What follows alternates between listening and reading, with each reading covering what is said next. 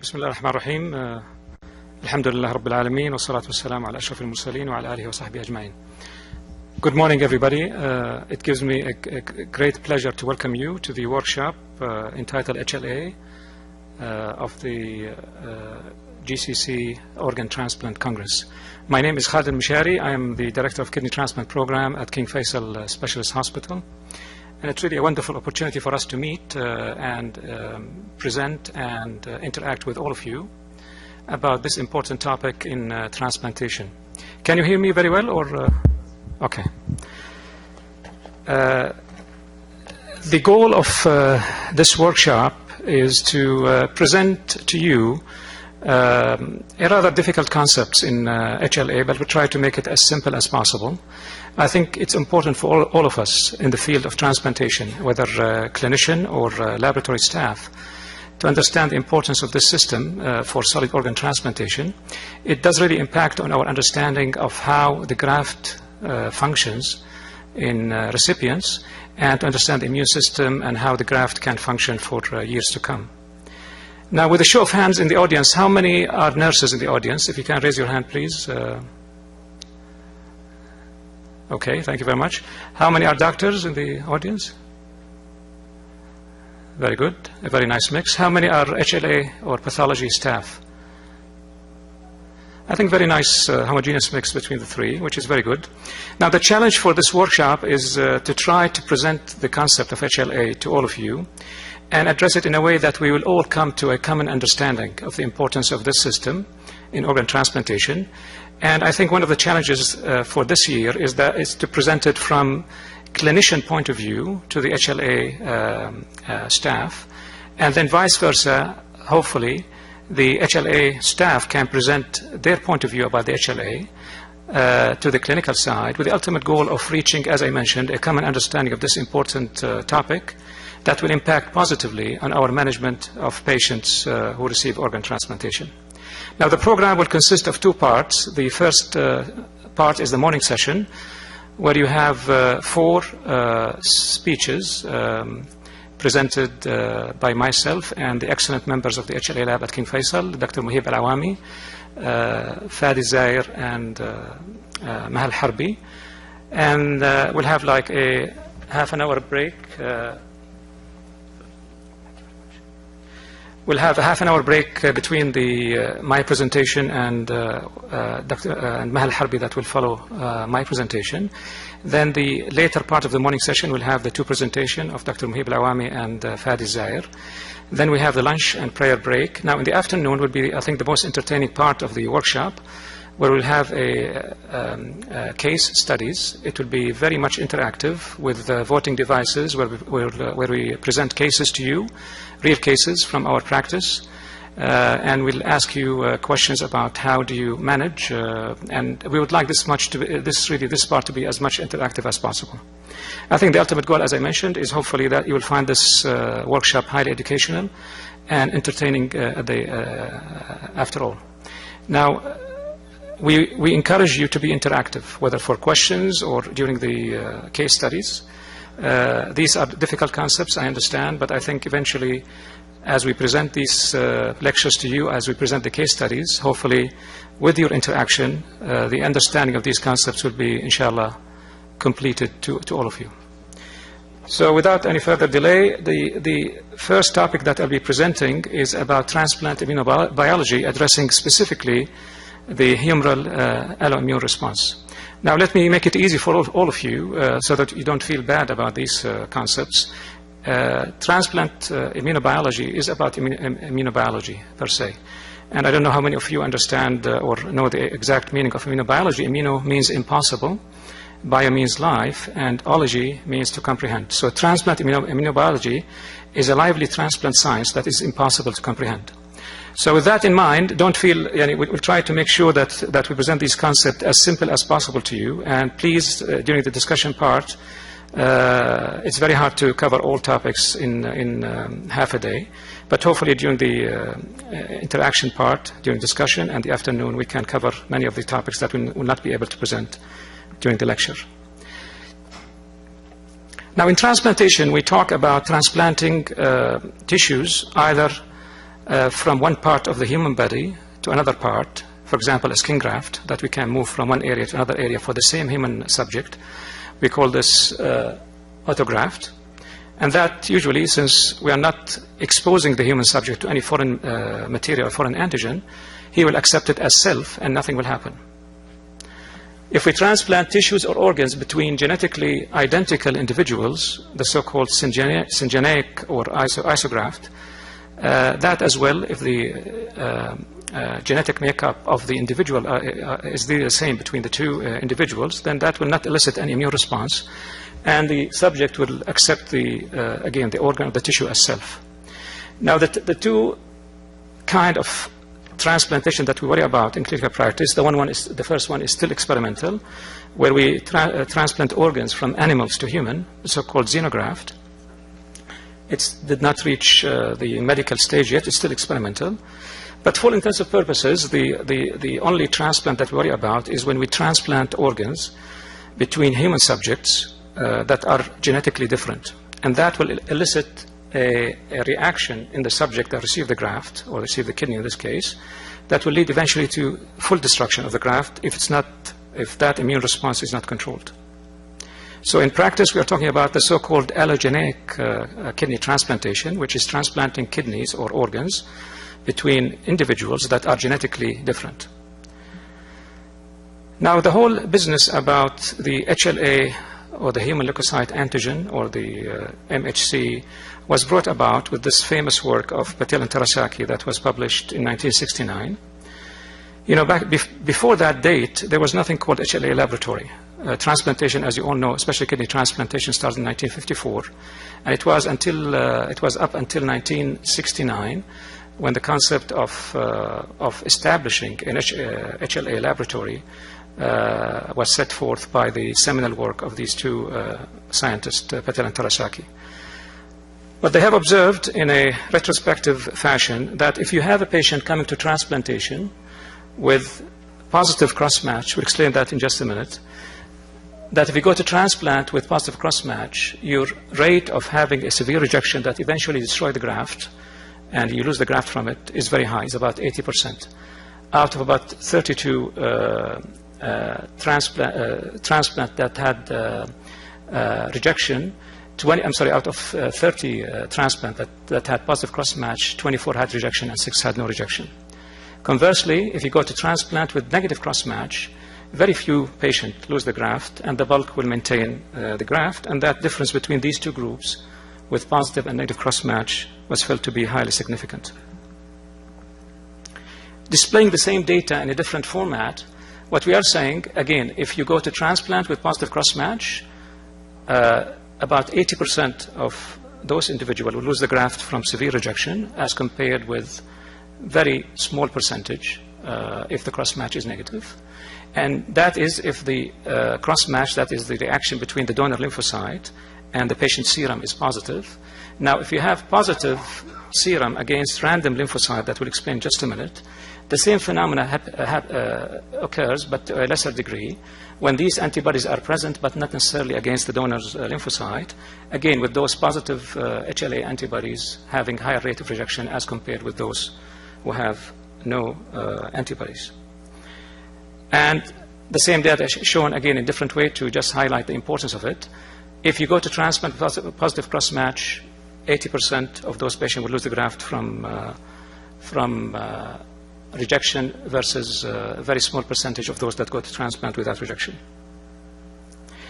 So it turns out that the reason these patients lose the graft if they have positive cross-match, which is the standard so-called cytotoxic cross-match that Patel and Terasaki used, and it was really in use up until for the next 30 years from the time of introduction. And very simply, it's the mix of the donor lymphocyte with the patient's serum. If you mix the donor lymphocyte with the patient's serum, and the patient's serum happens to have antibodies directed against those lymphocytes, if you add complement, that will enhance the reaction between these antibodies and the respective lymphocyte. If those antibodies are bound to the cell surface with the complement, that will trigger a reaction that will lead eventually to cell death that you can measure under the microscope as cell death. So this is the study that, this is the test that Terasaki used in his study. Again, very simply, patients here are having antibodies directed against donor lymphocyte. If you mix the two in vitro, add complements, add a vital dye, the complement with the antibody will destroy the cells by the formation of the membrane attack complex, and you can read that under the microscope as cell death. Now, it turns out that these antibodies that patient has, and we'll explain as to why these antibodies develop, are directed against receptors expressed on the cells, in this case lymphocyte, the so-called major histocompatibility class 1 and class 2 antigen. Now, those antigens are not expressed only on lymphocyte, but that they are expressed on other tissue. In organ transplantation, the most important is the vascular endothelium.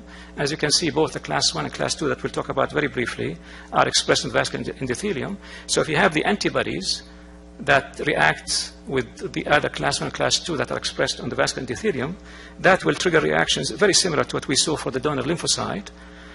So these antibodies will bind to the receptors on the vascular endothelium, and that eventually will lead to the phenomena that we are all trying to avoid, and for which the HLA laboratory is established, which is the acute antibody-mediated rejection.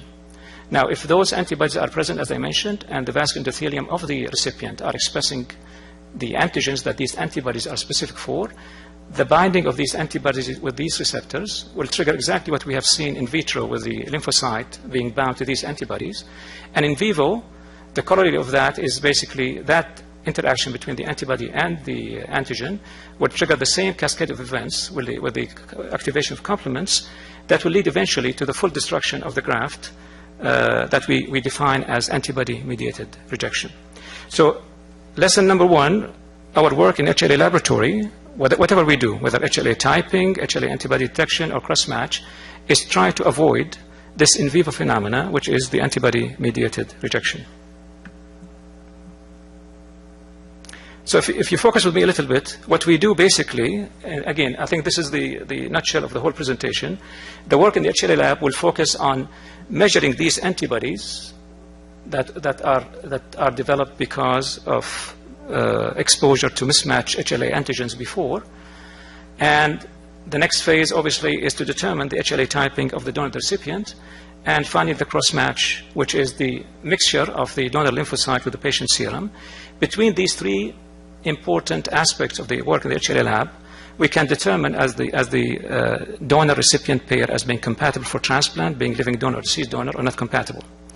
Now, let me tell you from now as well, if you happen not to have HLA antibodies, if you happen to have full match between your donor recipient, and if you happen to have a negative cross-match, that will give the best results regardless of the immunosuppression that you use for these patients in terms of graft survival. But if any one of those three aspects are disturbed, that is the presence of antibodies or presence of mismatch between donor and recipient or presence of positive cross-match, that will entail poor outcome in the short term as well as in the long term. Now, at the center of all of this testing, as you all know, is the HLA laboratory that the work of Patel and Terasaki really helped us to establish in 1969.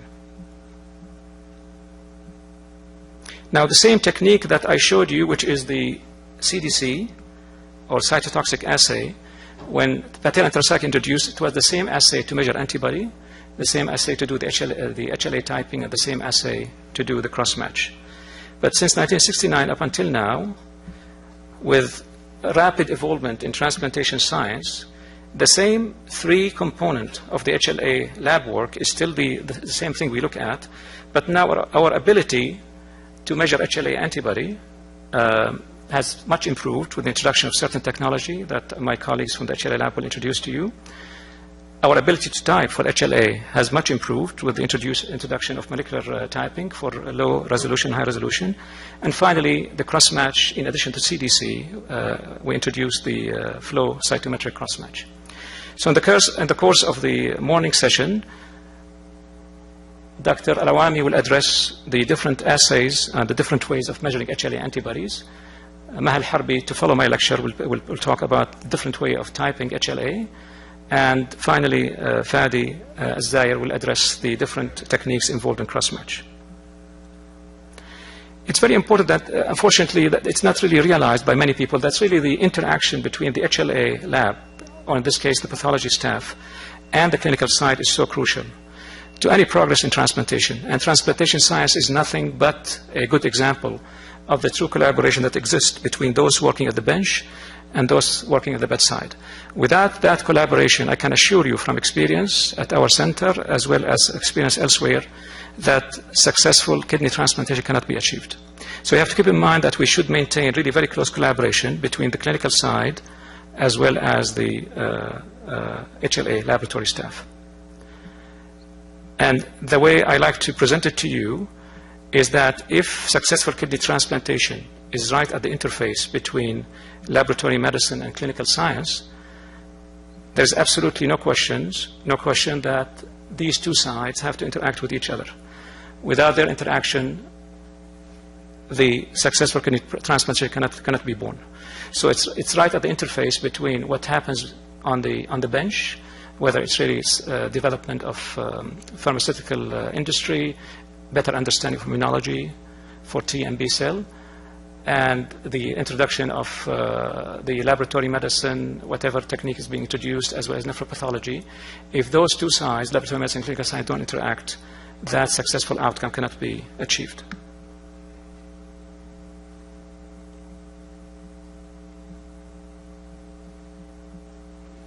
So the layout of my lecture for the next 15 minutes or 20 is to address very briefly, because all of these, remember we told you the three components of HLA laboratory is better understanding of the HLA system, or the major histocompatibility complex, better understanding of the way we look at an antibody and what sensitization mean and different cross-match techniques. And I will just introduce to you briefly our better understanding of the biology of B lymphocyte as we understand it today, because it's very much relevant to the ultimate effector mechanism of B lymphocyte, which is the formation of antibodies that will cause injury. Now, very briefly, immunity has two components. The way that our immune system will recognize tissue as being self, for example, in the case of autotransplant, versus foreign in the case of allogeneic organ transplant, is the availability of the innate immunity and the adaptive immunity. Innate immunity is the available, like the frontline soldiers that are there on the front line to defend against any invading organisms, be it microbes or foreign tissues.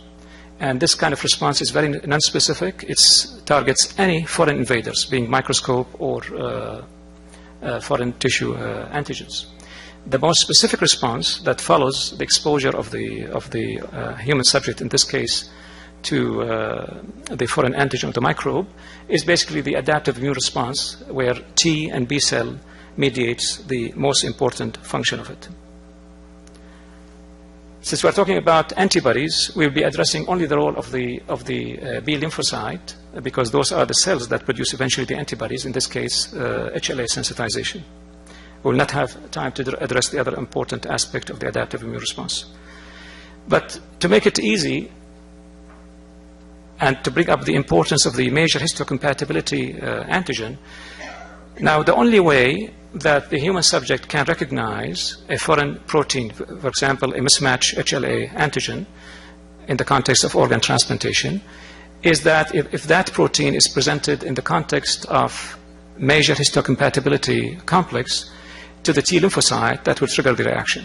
So, for example, if this is like a foreign protein coming from tissue transplantation, the way that the system will react to it and eventually lead to the full destruction of that foreign protein, being on kidney or liver or what have you, is that protein has to be processed and presented to the effector cell, which is T lymphocyte, in the context of MHC. So there is the way by which our immune system can recognize foreign invaders, be it microbes or tissues, is through the MHC molecule that I just described to you. Now, this will be further detailed by Maha in her presentation, but very briefly, as we told you, the human leukocyte antigen is like the major histocompatibility complex that was first discovered in animals, then in human. When it was discovered in human, it was named human leukocyte antigens. It has two different classes. Class 1 molecule, a scheme of it is shown in this slide. The whole purpose of this slide is just to show you that the structure of this, which is very relevant to what we'll talk about later, consists of alpha part and a beta-2 microglobulin. It's in this groove that is formed by the alpha helix of the class 1 molecule that the peptide, the foreign peptide, is recognized. So in that groove, while the structure for class 2, which is different a little bit, consists of two different parts, the alpha and beta molecule that are bound to the cell surface. And again, the recognition of the peptide happens to be in this groove at the top. It's very important to recognize that binding antibodies or binding peptide happens to be in that groove. So that is the groove where the antibody-antigen interaction takes place, or the foreign peptide that's recognized by the MHC takes place. And in that binding groove happens to be a sequence of amino acids that form basically the structure in that groove that could be what we refer to as an epitope that could be shared by different HLA molecules. For example, you are familiar with the serotype of A2, A69, and A68 and A69. Those three molecules of the HLA class 1 can share a common amino acid sequence in their antibody binding groove that we refer to as epitope. So antibodies that can react to that epitope on A2 can react to the same epitope in A68 and to the same epitope in A69. And that gives rise to the phenomenon that I'm sure all of you heard about, is the cross-reactive group. If you happen to be exposed to a mismatch, for example, kidney transplantation, where the kidney donor has A1, A2, B7, and B8, and the recipient have to be A1, B8 homozygous, you can see that the two mismatch antigens are the A2 that the recipient has not seen before, and the same B7, he does not have it in his system. What will happen is immune system, through the mechanism I just explained to you, will form antibodies. But these antibodies, because it's binding to an epitope on the antibody binding site of the HLA molecule, can bind not only with A2 and B7, can bind with a group of other antigens that have the same epitope expressed on the HLA binding groove for B7 and for A2, the so-called cross-reactive group. So this is one way of trying to explain this phenomenon that we see. If you are exposed to only to mismatch two antigens, like A2 and B7 in this case, that same antibodies that you have can cross-react to many other antigens, giving rise to this phenomenon of cross-reacting group.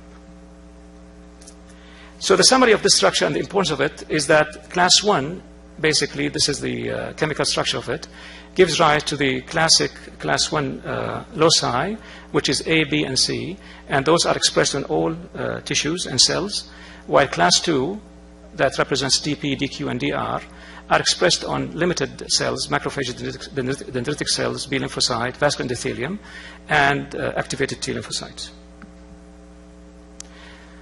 Now, whether class 1 or class 2 loci, be it A, B, and C, or DR, DP, and DQ, they are so-called co-dominantly expressed on the cell surface. That is to say that the same loci that you inherit from your father will be expressed on the cell surface. Similarly, the same loci that inherited from your mother will be expressed on your cell surface, the so-called co-dominantly expressed. And as you all know, the HLA genes that codes for all of these loci are located in the short arm of chromosome number 6. Some definition that we talk about, a terminology that you have to be familiar with when we talk about HLA and related science. The gene basically is the gene of the MHC or the HLA is the unit factor of inheritance. The locus is where that gene is located in the chromosome. We call it locus. Allele is in each locus, and for each gene, we have a variety of alleles that are different and are expressed in the same locus, belonging to the same gene. When we say homozygous, we talk about having identical alleles at the same locus. When we talk about heterozygous, we're talking about having different alleles at a locus. Clinically, we talk about phenotype, and I'm showing you an example of phenotype in each of these boxes. The first one is phenotype, where you have basically the visible trait that you can see somebody that is typed as A1, B7, B8. When you look into the genotype, we are telling you that A1 in this case is coming from two homozygous loci on his genetic makeup. And when we talk about the haplotype, we are talking about which is coming from what parent, In this case, A1B7, for example, coming from the paternal side, from the father, and A1B8 coming from the mother side. Now, this HLA system is said to be very polymorphic, and by polymorphic, we have many, many alleles that have been identified in human subject, and in fact, the number now exceeds 3,000 different alleles that have been identified for A, B, and DR, for example. And if you add to it the DP and DQ, then the number will is likely to increase. And every year, a new allele is identified. So that gives you an idea about how polymorphic or how different alleles are there. And if you talk about perfect matching between two different genetically unrelated individuals, you can imagine that is really a very difficult task to achieve if you look at the polymorphic aspect of the HLA system. As I told you, Maha will address the different way of HLA typing, and we moved from the era of Terasaki, of the classic cytotoxic serological typing that was prevailing for almost 3 decades from the time it was introduced, to molecular typing that she will talk to you about, where there we need the cell to do the typing. Here we need only the DNA. Now, the resolution of the typing methodology used is very important. If you move from serological typing to the more advanced high-resolution molecular typing, the best way to explain is, in my mind, is if you look at the resolution of your microscope looking at tissue. If you want to look at a tissue with light microscopy, lower magnification, that is the serological typing. As you move higher to higher magnification on the light microscopy, that is the low resolution typing. If you want to look at the same tissue with electron microscopy, that is the high resolution typing. And again, with the methodology introduced, especially the molecular typing, we have the ability now to type either for the common antigen like A, B, and DR, or to the most advanced allele level typing by the high resolution molecular typing. Example of which is shown in this slide. This is A9, for example, one of the common HLA antigens.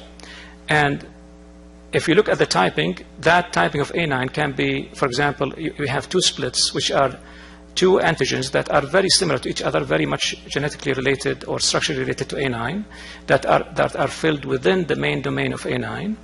But in each A23 and A24, if you want to go to the high resolution typing, you can talk about 3 different alleles, for example, this example belonging to A24. So high resolution typing by molecular methodology, split typing that you can do by serological typing or low resolution molecular typing, and A9, which is the major locus of the of class 1 A9 that can be typed serologically. So we're moving from serology to serology plus low resolution molecular typing to a very high resolution molecular typing.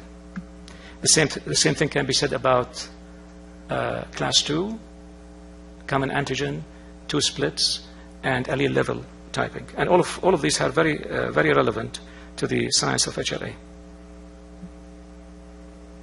So this is about the HLA structure, class 1 and class 2. We'll move now to HLA sensitization. Now, sensitization in the context of HLA is defined as the development of HLA antibodies to mismatch HLA antigens. And this can happen before transplant, or it can happen after transplant. The one before transplant is the so-called the sensitization prior to transplant, and the one after transplant is called sensitization post-transplant, the so-called de novo antibody formation. And these sensitization can be developed due to, again, exposure to mismatched HLA antigen.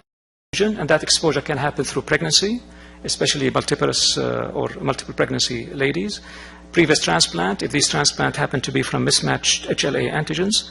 Blood transfusion, again, with mismatched HLA antigens. And a variety of other factors, most importantly infections, that can contribute to that. But I think if you can focus on pregnancy, previous transplant, blood transfusion, those are the 3 most important sensitizing events, so to speak.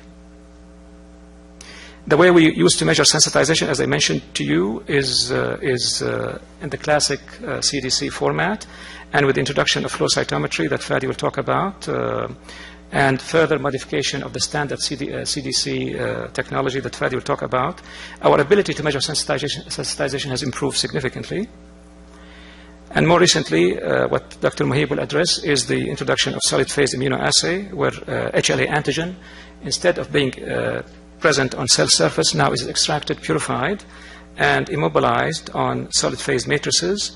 And you can measure antibodies that are reacting with these HLA molecules that are purified and soluble on these beads on the solid phase matrices by a variety of techniques that he will address in details. And with these technology, be it flow cross-match or solid phase immunoassay, we added to our armamentarium of testing for HLA antibody a variety of testing that, again, Muhib will address in his talk, that will help us to measure these antibodies in much more accurate, sensitive, and specific way.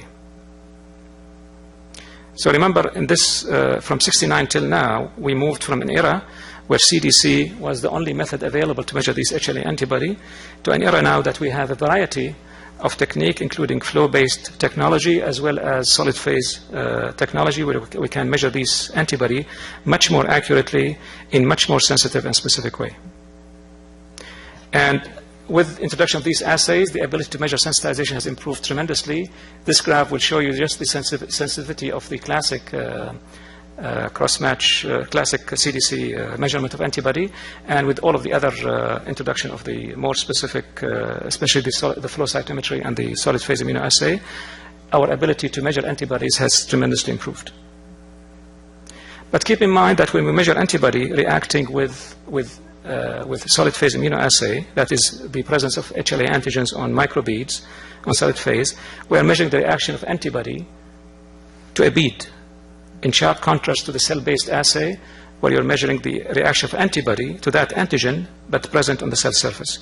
Each of these methodology has certain limitation and different way of understanding, which is very relevant to the way we manage our patients.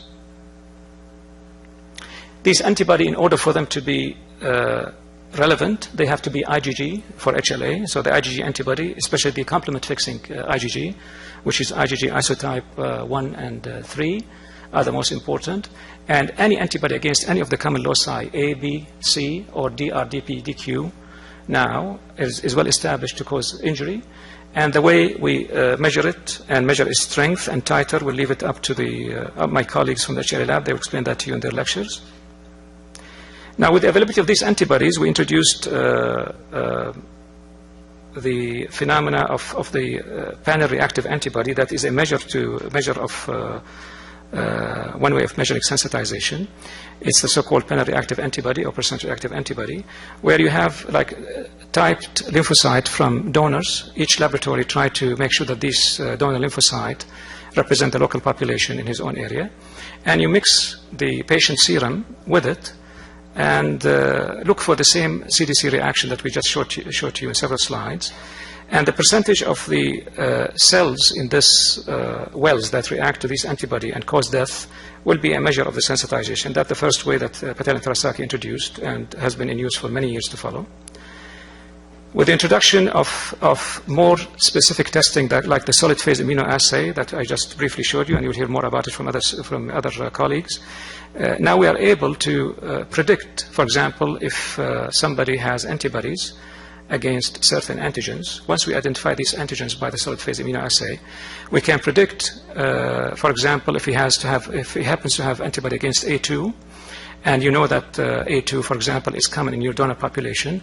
If you happen to have a donor that has A2 and your recipient has antibodies against A2, you can say with reasonable accuracy that that patient, that donor is not compatible for that patient, because it's likely that the cross-match will be positive based on the presence of these antibodies that are directed against those antigens, the so-called virtual PRA.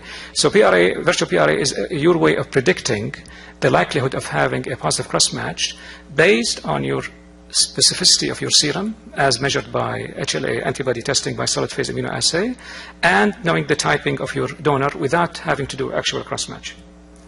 And the same can be done for virtual cross-match. If you know the type of, for example, living donor who have a certain typing, you know the serum of your patient and you know the full specificity, you can predict without having to do the actual cross-match, as this cross-match is likely to be positive.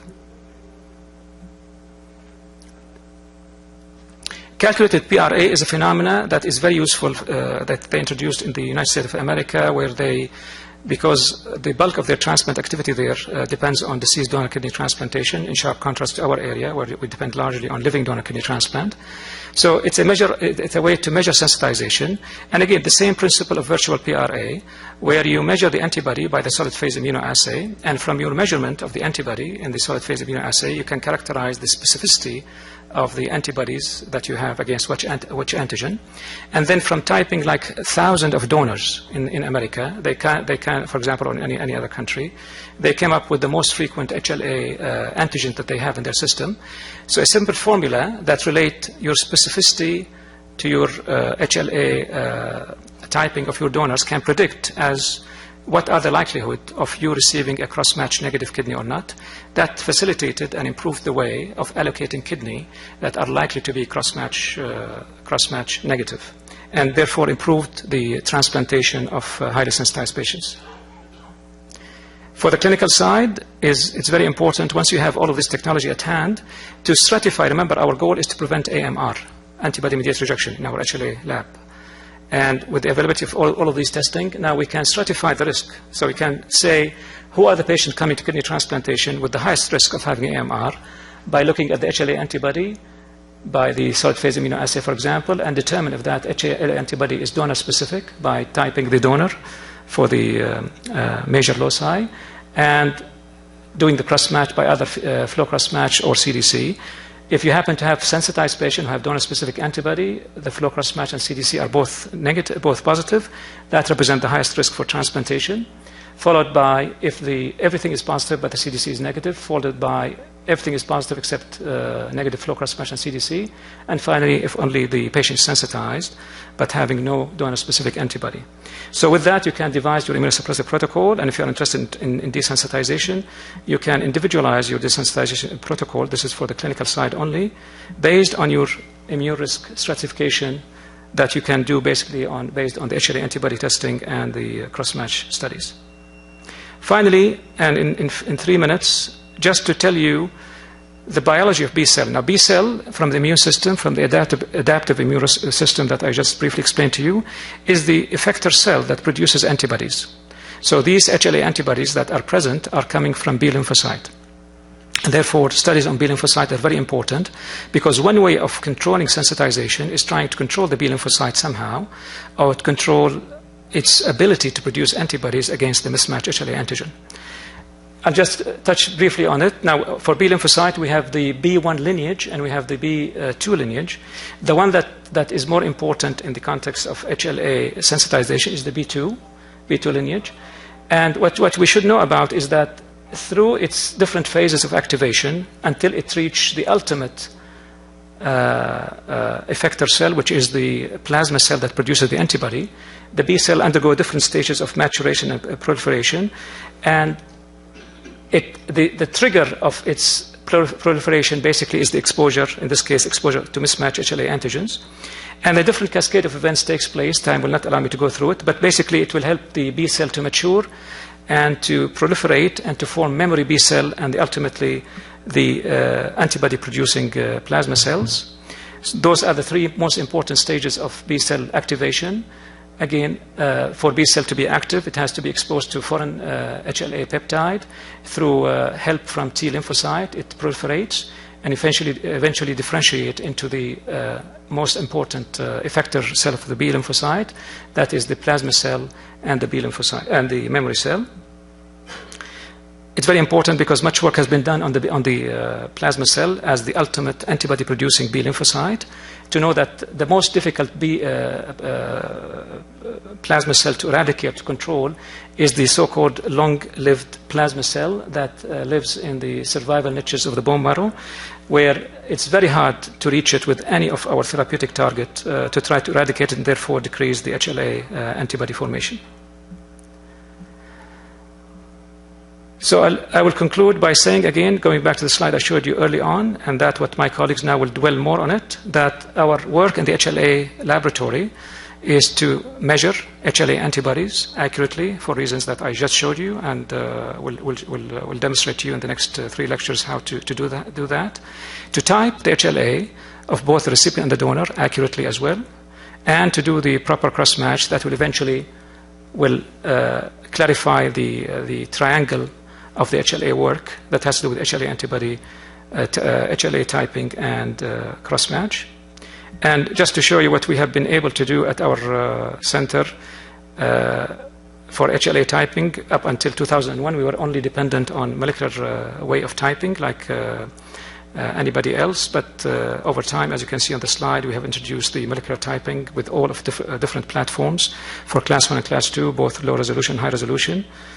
And for the HLA antibody measurement, really an explosion in our laboratory took place in the last 5 or 6 years with an introduction of all of these cutting-edge technology that I briefly detailed for you, and you'll hear more about them from my colleagues, that led eventually to our accreditation by the ASHI as one of the centers outside North America that is approved by the ASHI for HLA and related work. With that, I conclude, and thank you very much. And I will invite now my second speaker, my colleague Mahal Harbi, to address the HLA typing. And for the questions, what I thought we'll just defer the question until the end of all sessions, because I think we would like it to be as much interactive as possible. We'll have, I guarantee we'll have at least 45 minutes for questions that will address all aspects of HLA.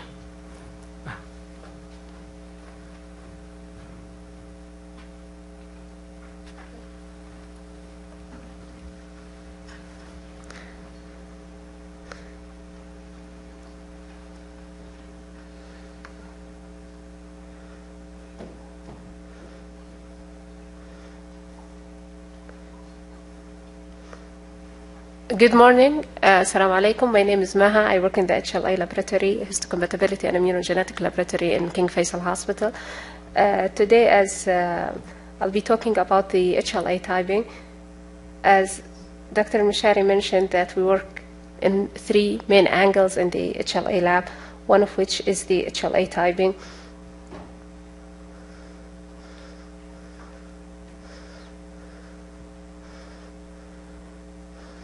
One of which is the HLA typing. So we consider this is one of the angles, one of the parts that, the 3 parts that the other 2 my colleagues will be talking about, the HLA antibody detection and the cross-match.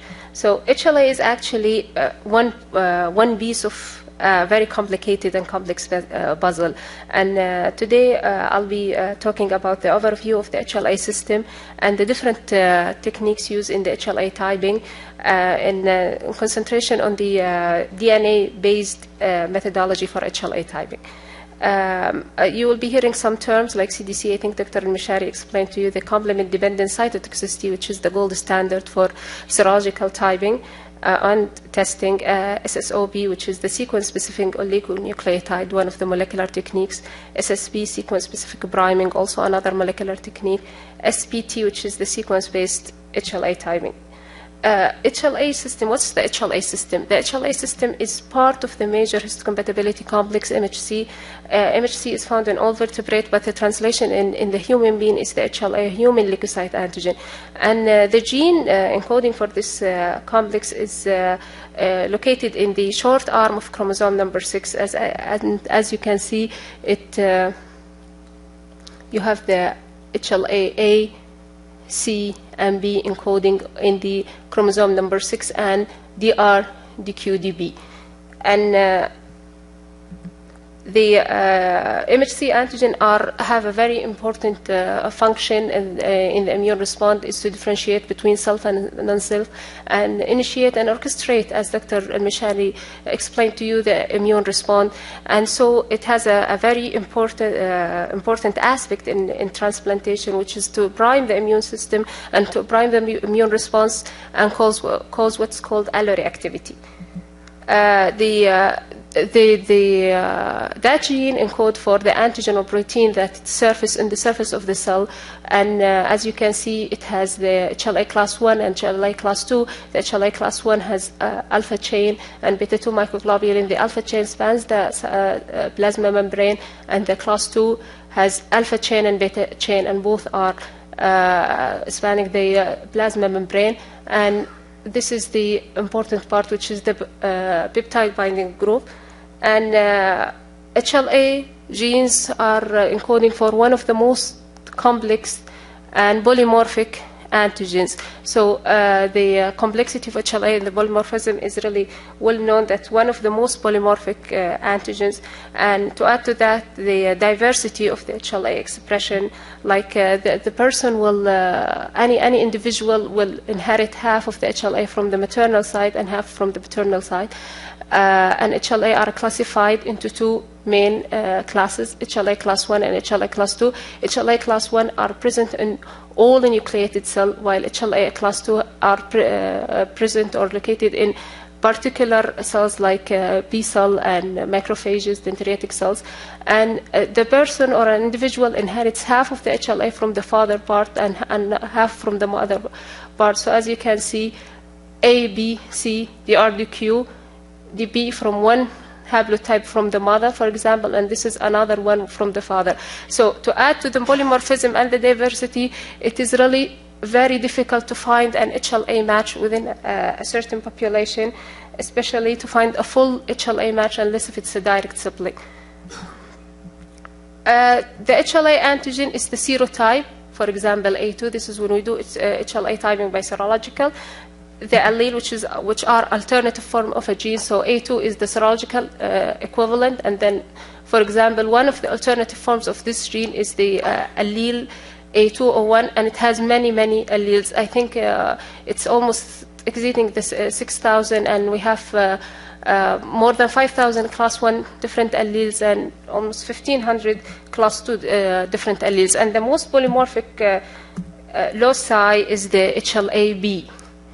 And the HLA haplotype is a group or a block of antigen which are inherited as one block from either the paternal side or the maternal side. So A2, B7, DR4, DQ, DP, it's all like one group of antigen that are inherited as one block. So when we say that this person is haploidentical or haplomatched to another, to the donor or recipient, that means that they are sharing one haplotype. And always the children will be haploidentical to their father or mother because they'll be sharing one haplotype. When we talk about HLA typing, there are certain terms that, in regards to the resolution, and as Dr. Mishari mentioned, it's the magnification. The type of resolution that we have is different magnification. So low resolution when we have 2 digits, intermediate resolution when we have more than 2 digits but different combination. So this one possibility B35 is the low resolution, and intermediate resolution is when we have B3501 / B3502 or B3504. So the kit or the technology that we are using will not be able to distinguish which of those are the exact HLA typing. And the high resolution is the allele level where we can use another technology, an advanced technology, to give us the exact specific allele typing that, for example, 3501 in this case. And actually, when we talk, we have to go back a little bit for the HLA nomenclature, as known that the HLA was described first in the 1960s, but even before that, since the 1950s, people are observing some reaction when testing a cell panel in particular for multiparous women or transfused patient, and these panels led to the recognition of the HLA and led to the formation of what's called the HLA Nomenclature Workshop, which is part of the WHO. And since then, there were many workshops that took place till we reached this complex way of nomenclature, but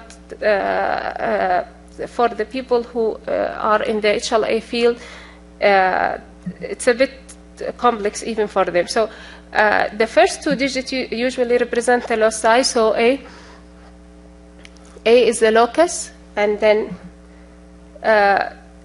followed by the DNA method. If we have an asterisk, that will indicate it's not a serology, this is a molecular method, followed by the serological equivalent. So 01 or 51, this is the serological equivalent when we do serotyping, followed by the allele subtypes. So A10101 or BP5107, followed by the silent substitution, which has not a significant impact in the solid organ transplantation, and the last two digits are outside the coding region. And also the